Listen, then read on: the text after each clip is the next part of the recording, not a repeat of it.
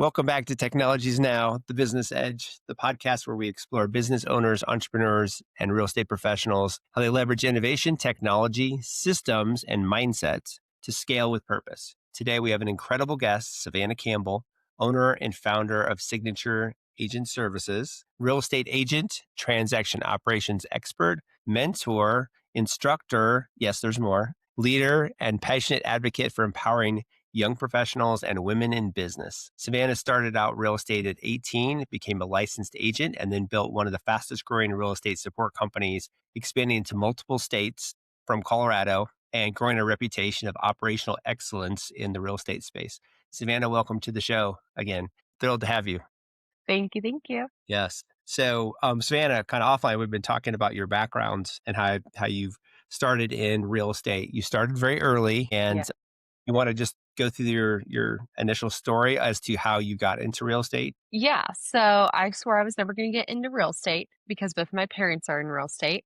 So that's always fun because people are like, wait, what? You didn't want to get into real estate? I'm like, absolutely not. And part of it was just because I saw my parents and what they had to do in the showings late in the evenings. And I was like, I just don't want to do that. I ended up becoming a part-time assistant for a team many years ago and fell in love with the operational side. And part Hmm. of it was I was going to school, got my pre-law completed, like was ready to be this business lawyer and realized in real estate that it's pretty much kind of like that, just without the law degree necessarily. And Right. granted, I can't necessarily advise on the verbiage of the contract sometimes. Yeah, I can advise that like it's really complicated. It's a very thin line. And I was like, this is it for me. Real estate is what I want to be doing. So here we are. Yes, it's obviously been a great fit because you started out, on the support side, realizing you understand your personality based on our conversations that we have. Where you even mentioned that you love contract law, and Yeah. that's absolutely notable in your space. That's a person that would be systematic. Wanting to get to the source, of the rule of how this game's played, right? So transaction management obviously is governed by the contract, the real estate contract, trying to get from here to closing. And you can obviously speak to that more than I can, but it seems like you're in the right space here, Savannah. Yeah. It's fun. Every day is different. Every day's different. Tell me about a day in the life. Yeah. So from a transaction coordinator standpoint, which I personally don't do it for the company anymore. So this would be speaking of what my team experiences is yes, they go into a checklist every single day, right? And it is based off of the contract dates and everything of what they need to complete. Yet every day can look so different, right? They don't know what new contracts they're going to be getting in. They don't know if there's going to be new listings that they need to get live. They don't know if a problem is starting to boil between, an inspection item thing and the agents having conversations with the buyer or the seller. And we're kind of usually notified secondary on that. Being flexible at handling random things coming in throughout the day and not being so rigid in the sense of like, okay, well, these were, the 5 things I had to do today, which it's never just 5 things by any means. But Right. Yes. they're like, oh, these are the 5 things I'm supposed to do today. That's a tomorrow problem because in real estate, nothing's necessarily urgent, right? Like there's no true emergencies in real estate, yet there are deadlines and there are things that need to be handled in a timely fashion. And partially because it helps the client understand that everything's being taken care of, right? This is the biggest financial transaction a majority of people are making. Yeah, no, absolutely. And so obviously you have exceptional systems. How did you develop those systems? What did it take to put something together that allowed you to not only operate in Colorado, let's see, we're talking about this, New York, New Jersey, Ohio, Chicago, Chicago. as well as Yeah. Colorado. Colorado. Chicago is its own little thing. It's fine. Yes, it Um, is. A great way to say it though, because that's exactly where you're at, right? exactly. Yeah. Yep. And then, yeah, Wyoming and Florida. Yeah. So it's, Oh my, yeah. Yeah. Wyoming's just, it made sense for us to jump right into, which was great. And yeah, it is a complete night and day difference than Colorado. Their contract is 4 pages long and deadlines are a little loose up there, which is crazy. that's So, interesting. That is crazy. Yeah, it's crazy is a better word than interesting. yeah. Because I'm like, okay, and then you go into Colorado and it's like, and here's our 23, 24 page contract. It depends what system you use of how long it ends up being. And yeah, it's a night and day difference. But going back to your original question of with these systems. So when I first got into the business, I will say I had a good start that probably helped me fall in love with the systems from a previous assistant that was on the team that I was on. Her name was Leanne Alice. She's amazing. When I got into the systems, it helped me fall in love and understand the process immediately. And then I just took it from there and started looking at all the different avenues of, okay, well, if XYZ happens, like this is what needs to happen, this needs to be triggered. And I just wanted to continue to make it something better that allows the agent to have more time to go out and network, make connections, and continue to build their business, because agents necessarily, their strong suit isn't in the paperwork.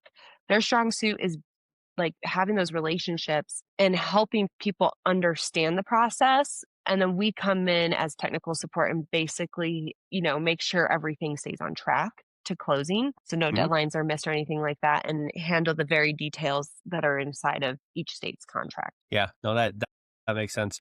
So you've grown this business from, well, you did this work yourself. Obviously, you fell in love with how the process works and if it with your personality and aptitude, clearly, you have to have both of those working together. So now you've built this team serving all these different states and you have plans to expand, I believe, based on our previous conversation. Absolutely. Is that correct? Yes, yeah, we're in communication with a couple other states right now, which has been awesome. So one of them, there's some serious technical things that we got to figure out, just because the state makes it difficult, but we'll find a way. If agents need help, we will be there. Nice. And then how do you find your talent? How do you find people that have the right personality? And you had talked about a standard sheet when we were just talking Mhm. about this before. I thought that was a great way to, well, set your standards and weed people out that wouldn't fit. Is that its purpose or what, or is that just help Yeah, develop, make sure they fit into the culture and that sort of thing? part of it is fitting into the culture, and I'm a very like ener- energy person in some sense when people and I are having conversations, Hmm. and so it just depends too on that, like how the conversation's kind of flowing, right? If I feel like there's kind of this hesitant wall kind of popping up, like everyone on the team is very open and sweet to each other, and we understand we are a team. And so if I feel like that's going to come in and ruin the dynamic, great initial conversation, but not Hmm. right fit. A lot of times it just starts with a phone call, because I think there are a lot of people that think that it runs a little bit different, or if they join, they're automatically going to be put into 30 files, and that's not the case. We start small and gradually build them up. And so that initial phone call, I will say, weeds out a lot of people. And a lot of it is, I'm an instructor for a class called Quantum Leap, and there's a lot of discovery through that class. And I've taken some of it to ask questions about people's purpose and understand what's really motivating them. Because a lot of times, too, I get phone calls from agents that are like, hey, I'm thinking of doing TC work. Well, the reason they're thinking of doing TC work is because their real estate transactions are slow. And like I said earlier, a lot of agents are really great at talking with people and not paperwork. However, some of my best TCs too have been real estate agents before, figured out it wasn't for them, fell in love with the paperwork side, right? So Right. there's no like clear guideline of who I'm hiring. It's more of just the conversation and asking a lot of questions to discover their purpose. Part of that is giving them the standard sheet. The standard sheet clearly shows them what our communication style looks like, what's expected of them, and not that it's just this very flexible thing. Freedom. Oh, I have all this freedom in my time, and oh, I just have to log in and do these few things. No, that's not the case. Yes, it's remote. Yes, there's, a little more flexibility than like a normal 9 to 5 job. Yet agents are relying on us to be there. Right. And these are this, as a company, since we are the luxury of transaction coordinating, this is the level of communication that's going to be expected. And this is how we're going to communicate. And Yes. it's actually the communication piece that usually turns people off. Well, interesting. So they're not able to, well, all right, why does it turn them off? I'm going to step back and say, I don't know. Yeah. A lot of times it's because of the clear, this is how fast you need to be responding to something. And I tell someone, like, if you're at a doctor's appointment and you see the email come through, agents just want to know that you've seen it. So just say, hey, received. I will be on this shortly. everyone understands like you have a doctor's appointment, sometimes things come up, right? Like that's just the way of Right. the world. Doctors' offices are open on non-business hours usually. Yes, you're going to have these things once in a while pop up, but just make acknowledgement. Yes, that makes it, on the go a little bit. And for some reason that piece seems to I just watch people's heads kind of tilt like, "Oh, like, I just Interesting. it's kind of like wherever I'm at, I need to handle some stuff. Like, Hmm. yes, and if it's something that you're like, "Hey, I really need to step away for this hour," each team member has each other's back. We've had people where they're like, "I'm planning on working this trip," which I really don't love when they do this. I'm like, "Go on I know. vacation, enjoy Yes. Yeah. vacation," Right. and someone has your back and they're like, "No, I got it." And I'm like, "No, you need a vacation." You need a So, vacation. Yes. I'm a big proponent for making sure people do take time for themselves. And yet, if they're choosing to work, this is the level that is expected. So, if someone's going to be on a flight for 2 hours and they do plan on working or something like that, someone will watch their email for that 2 hours and handle anything coming in. So it's the team atmosphere, the communication, and just being very clear about what's needed. And I think a lot of people think that it's just like something that you hide it in the background. I'm not exactly sure why it's a turnoff. I've never directly asked that to somebody, but usually when I get to that part, I can start watching them kind of be like, "Ugh, I don't know if this is for me." Not sure about this, right? Yeah. Yeah, Well, that's really interesting. I mean, I've always been a person that, just based on real estate and other business that I've been in, you can reach me kind of anytime. I mean, I try to turn things off and not respond to things that aren't urgent. But, if it's part of a transaction or part of whatever deal, that I'd be working on, if I can just say, hey, yes, I acknowledge I'll get back to you tomorrow if it's not an urgent thing for today, that little bit of right. communication goes everywhere. Then I have It lots does. of grace on, if I have to work harder to get to the answer or the solution or whatever it is, everyone understands because they know I'm working on it. I'm not ignoring them. So to your point, finding somebody that communicates, I would think that is, if they're just simply not used to that world, as they're used to, I show up, kind of punch in, figuratively Mhm. maybe punch in and then punch out. It's not the right personality fit, I wouldn't think. I don't know. And then having someone supportive, like a supportive spouse or significant other that understands, well, we're doing whatever. I still have this responsibility. Hopefully not on vacation. They're doing that every time because everybody needs to, oh my gosh.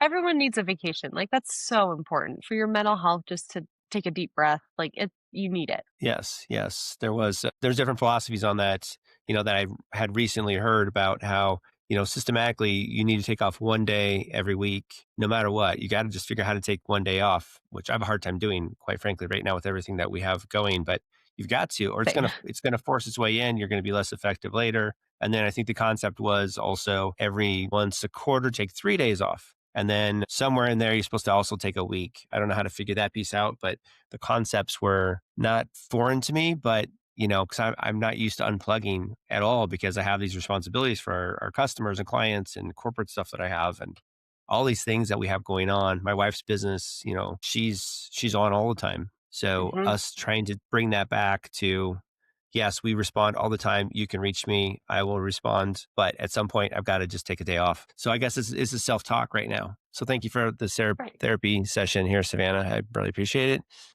Oh, You're welcome. Well, and it is hard. I'm someone that I do love to work. I really do. Some people don't understand that, and that's been probably the biggest thing that I've discovered in 2 years, that a lot of people have judgment around that. Yet, at the end of the day, to me, it's like, okay, well, I'm not going to work for these 2 hours, and I have things set that are like, "Hey, I'm not reachable for the next 2 hours." And I'm just honest with people. "Hey, I got something going on, so I'm going to be unreachable for the next 2 hours." Or, well, this instance, this morning was on a plane this morning, and right. just everyone that I was in communication with yesterday. And, if we need to resume this conversation right now, I'm helping handling an inspection objection. And I just had to let the other agent know, hey, I'm not going to be available in the morning time. Anytime after 1 is a great time to call me until, when we were talking for this. But it's one of those things that if you just set expectations with people too, and not apologize for not being available, right? Because if it really bugs someone, then they might find someone that I call it like a Pop Tart personality. A lot of agents refer it to as a Pop Tart agent, right? Where it's just like, yes, I'll do whatever and I'll constantly answer my phone. To me, taking that 2 hours or being able to just get on the flight and not worry about other things is so important. And yet, the reason I don't worry about it is because I was clear in my communication of what people Mhm. can expect from me this morning. My team knew on Sunday. They got an email in their inbox, so on Monday morning they would see it. I am traveling this week. If you need something from me, please try to get it in before Wednesday morning. That's perfect. And the fact that you said that you made sure your email went out Monday morning and not Sunday was very nice of you. So they didn't accidentally see it and think they needed to respond to it. That was a very conscious effort. So that's interesting. Well, no, so it did go out on Sunday, but none of them saw it till Monday. Well, I Okay, take that okay. back. I One was did giving respond. Yeah. Well, and it's one of giving those you too things much too. credit, Like, man. well, I try to put it like in there so then like the more important emails on Monday morning would hit and then they would eventually make it to mine. It just depends. And a lot of them too, like if it's urgent, I'll text them. If it comes via email, it's like this isn't urgent for me unless if it for some reason is. But again, a text message or a phone call is going to follow that email. And part of it too is just setting those expectations of like how is communication delivered? What's urgent, what's not? And especially like my OA, my operations assistant, her and I had to figure a lot of this out because I'd be like, we should do XYZ. And she would just jump on it right away. And I'm like, okay, if I just throw something at you, stop me and say, when is this due by?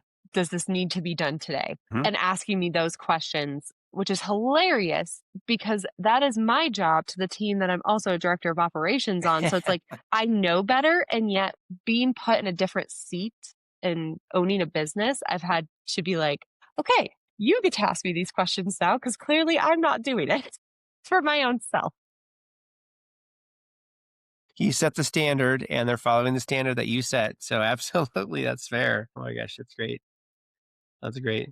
So you've been very vocal about empowering women, moms, and young professionals. Tell us about your mission and how you serve that with your business and maybe personally. Yeah. So my mission is to empower young professional women and moms to find their confident purpose through teaching and leadership. So obviously with the leadership, I feel like that feeds into the business. A majority of everyone on the team is a working mom, and that just kind of naturally grew. And I think it naturally kind of attracts that as well. However, Justice on our team, he's amazing and he's an absolute rock star. So he was the first one we All brought right. on, and I was like, "Hi, you're coming in to all these mobs," and like we're like ready. And he matches the energy. We love him, and Good. to me, and the reason is, and this was a huge discovery point for me back in June of 24. I had my daughter 3 years ago. And when I was returning to the workforce and starting to build this business and don't have really, like I am going to these networking events and I'm doing XYZ. And yet I make sure I take these times to be very present with my daughter. Like tomorrow afternoon, I'm going to be unreachable because I'm going on the Polar Express with my daughter and her and I'm going to soak up every moment of watching the magic in her eyes. And after having her, there was a lot of judgment around being a working mom. Lost some friends through the process or learned some friends' real thoughts on some things and Yes. didn't feel like I had a community. And I did have a lot of people that were supportive, just a lot of people that didn't fully understand where I was at with some things. And hearing different things from even some family members, like it was very conflicting to feel like, okay, I am supposed to be home 24/7, but I really want to work. I want to build this big business. I want to show my daughter that anything's Hmm. possible. And that's kind of where my Yes. mission for my Yeah. life came from because it was not an awesome feeling. It was very frustrating. And once I understood who I was and actually connected with my purpose, it was like a light switch went off and everything exploded from there. So, and I've been teaching about it um, and just really helping anyone. Honestly, I'm actually going to teach it at a high school about finding your purpose, which I'm super excited about. It brings a lot of joy to help people find that, but especially young moms when you're entering back into the workforce, if you want to build something big, you got it, you can do it. And don't let the outside noise tell you otherwise that you're a bad mom or anything like that because you're just showing other generations that they can do it too. Yeah, absolutely. I think that is a fantastic mission that came about. Obviously, you're clearly very motivated to help. And so the purpose is that your quantum leap training that you do. Yes, yeah. So I was certified. That was the class that actually helped me discover my purpose and took that. I had taken it about 8 or 9 years ago now. a very long time ago, and took it again in June of 24. And that's when it fully resonated with me. And I was like, I need to bring this message to Colorado, and taught in Chicago for it as well. It's just something that I think everyone should understand, and part of it too is being comfortable in my own skin. I think a lot of people Mhm. avoid a lot of things because they're not comfortable, or they try to mask themselves to society to be liked more, and I've just Right. learned to truly be who I am, unapologetically me. There's some weird quirks about me, I'm sure, and I know I'm not everyone's cup of tea. And yet, once I said, this is who I am and this is my mission, like I said, the past 18 months have been incredible. A lot of growth opportunities as well, but it's been incredible. Yes. No, that's fantastic. You know, I think you're right. I think a lot of people don't spend time with that. They're just trying to be liked too much, and if that's in Hmm. conflict with who they really are, I mean, that's terrible. And you're going to take if you want to be liked too much, you're going to take everyone's criticism, too far, and Yep. that's not healthy for anybody. Because I don't know. I'm providing my 2 cents here since I have the camera right now, but um, it's I don't know. How can we live a life like that where we're, constrained by what other people think? Anytime someone is outside of someone else's comfort zone of what they think is should be normal, they poke at them, right? I mean, they try to bring them closer to who they are and who their standards are, but everybody can have their own standards. If you're not violating someone else's, then just back off. I don't know. That's my opinion. Well, There's my two and cents, I and think I'll jump off my soapbox here. no, I love it. And you're exactly right. And part of it too is when you're moving into the space of being purposeful, which comes from this class, there is a lot that the discipline has to come into place. There's a lot of failing forward. There's so much happening in that space and judgment from others that a lot of people stopped that path because of how hard it is. It is not easy. If there was an easy button, everyone would be doing it, right? And I remember seeing this graph all the time, and now I never see it on Facebook. And now watch, my phone's going to hear me and it'll show me this. But it was that graphic where it was like comfort zone, and then it had like a small bubble over here, and it was like success, but then around it was the aura of, uncomfortable. And you do have to get uncomfortable. And sometimes that's not by doing an uncomfortable task. Sometimes it's being uncomfortable at facing a situation or setting a certain boundary. It comes in such different forms for each person. And that's why I love to read, every author. Like, everyone's journey is just going to always be so different, and not everything's going to work for everyone. Just like dieting, right? Like, when you go to diet, for me, fasting is nothing that would ever work for me if I want to lose weight. High protein with actually having a carb filled day is what my body responds to the best. And that was just through trial and error, figuring it out. That's why some of these Right. Yeah. programs work for others and, don't for others. And success is going to look very different for everybody. And the thing that drives me nuts is watching everyone say, oh, that's success, right? When I said I can go to law school, so many people were like, oh my gosh, I can't believe you did that. And especially where I grew up, I find that it's like, if you're not X, Y, or Z, you're not successful. But what if I was, a top tier lawyer making 500,000? I don't even know, but like making all this money and, in all these magazines as the number one lawyer, but I absolutely was miserable with my life. Is that success? Not to me, at least. That might be No. someone else's definition. But Right. to me, it's about being able to have this freedom and to make my own choices every single day and to empower other people. So there's my soapbox. No, that was perfect. Well, this is your soapbox, so thank you for sharing that. That's very insightful. So, skipping to maybe personal things, what do you do for fun? Obviously, you have a toddler, so your fun's probably with them. But I do not want to put words in your mouth. Maybe a little more of your background and give us some of your personality and your fun things. Yeah. So a good dance party is always a good time. My toddler and I love to have dance parties all the Nice, time. And she's in dance great. now, and I love taking her to dance class. Like, I have probably referred to this so many times this week actually, but going to her dance class is like one of my highlights of the week. Before that, I used to competitively show horses. Currently don't anymore. They're at my mom's house. And so just being able to go out and brush them and love up on them when we're out here, that's where I'm actually currently. So I'm like, they're right out that window.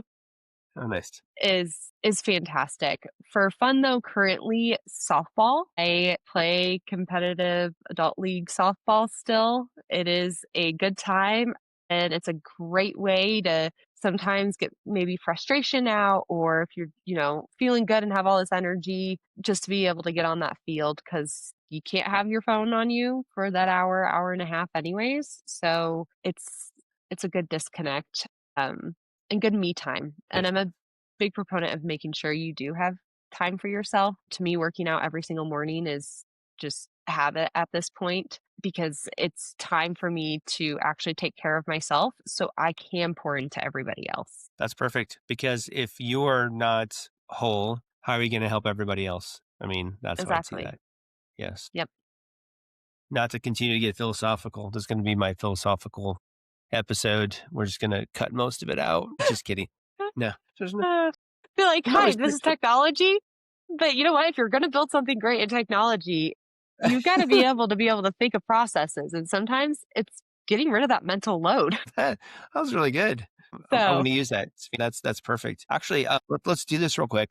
We'll wrap up pretty soon here, but let's shift to technology. We are a technology company. What have you been using for technology that helps you take care of your business, take care of your clients? How does that help your systems? You obviously have excellent systems in place.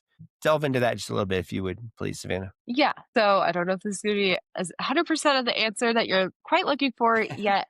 The first thing before you go into any kind of system or build any kind of system that's the technology supportive, right? So, like, for instance, the team I'm on, we use a platform called Sisu, and that helps run tasks, it helps us track contacts made, all that kind of stuff. For my TC business, if we use that platform, it would make zero sense for us to use it.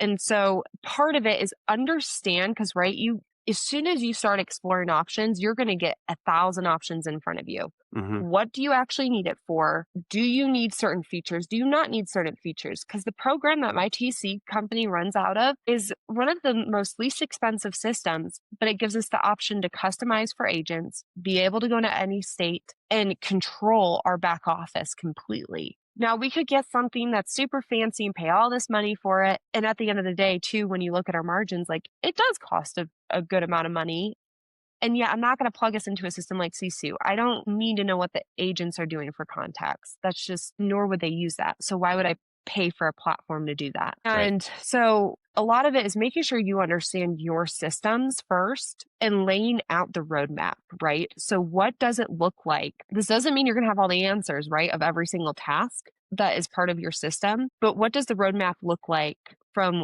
when, an agent sends us a contract? Where does that need to go? What are the steps that are mainly handled? We do a lot of email, but we want to have reminder texts be able to go out. Mhm. And then at closing, we want to be able to put links in. So do the emails, let us put hyperlinks in. Yes, it's super basic, and yet understanding the roadmap allowed us to find the right system versus going, ooh, that's a pretty system. Let's use that. No, that makes perfect sense because you need function or form over function, or no, you need function over form, meaning it's pretty and has features that you don't necessarily need. So I completely understand that. And I would think, starting out, you'd be thinking of the whole flow as what are the things that we actually need to do? And then how do we keep organized? How do we communicate? How do we accomplish those? And then again, communicate. I just about said that's all you have to do. Obviously, it's a lot of work, but I would think those would be the essentials. If the brokers, the agents don't need your system to integrate with their system to do the best work that you can do, then there's no reason to have it. No, I totally get that. Right. Yeah. And there's always certain things that pop up. Like, we were able to integrate, Gmail accounts. So it looks like it's coming from, a different domain and stuff like that. So those were things that were like, okay, does the system have this capability? But again, to me, unless if you're going to truly just build it yourself, which part of it was time. When we launched the company, I had 3 days. I did not have time Oh my to build a gosh. system myself. I had to use something that was already on the market. So that was part of it too, is like, okay, timeline wise, I could try to build our own thing and then we could run out of Google until everything's built. But then I've just lost probably 3 months of networking and getting the business up and going. So again, looking at that ROI, it was just better for us to go into something that was already on the market that would allow us to completely customize it. No, that makes perfect sense. And you say there's customization for your agents depending on what they need, that sort of thing. So Hmm. that sounds like you're in the sweet spot of what you need.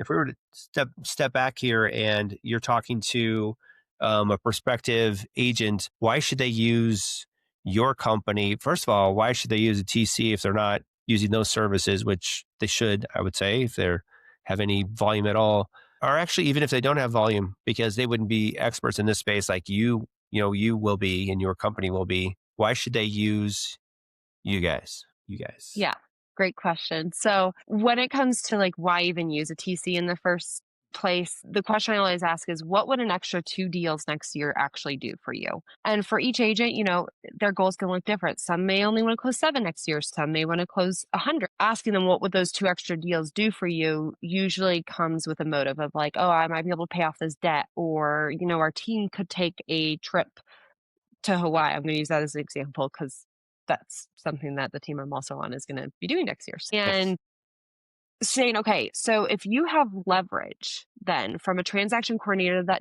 doesn't just push paperwork, right? The definition of a transaction coordinator that I hear over and over again, or when I'm calling people, they're like, well, you just push paperwork. And I'm like, no, we do way more than that. Way more.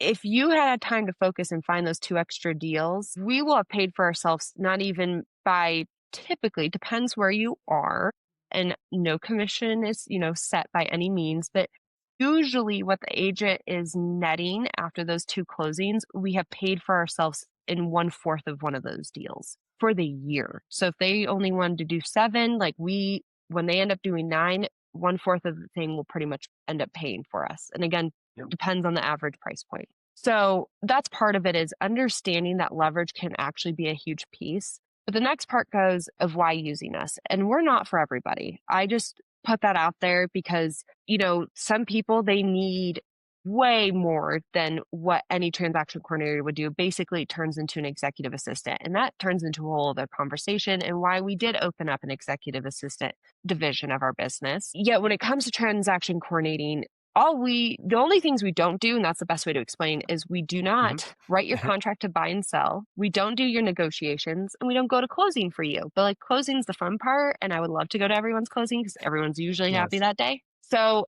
those are the 3 things we basically don't do. We handle all the other details so agents can actually focus in on their business. We'll help with those quick amends. I don't want to say annoying emails because, right, like everyone has a different level of questions and understanding of the process.